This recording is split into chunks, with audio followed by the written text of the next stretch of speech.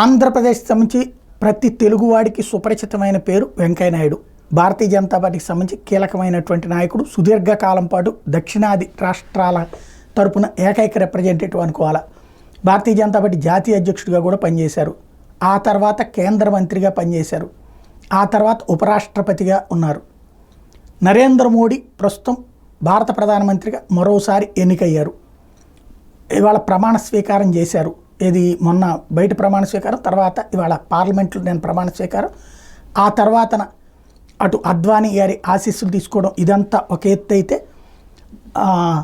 వెంకయ్యనాయుడు గారిని కలవడం జరిగింది నరేంద్ర మోడీ. వెంకయ్యనాయుడు గారి దగ్గరికి వెళ్ళారు. ఆయన ఇంట్లో నరేంద్ర మోడీ గారు భేటీ అయ్యారు. ఆయన సూచనలు సలహాలు తీసుకున్నారు. తద్వారా వెంకయ్యనాయుడు గారికి కీలకమైనటువంటి గౌరవం ఇచ్చినట్టయింది.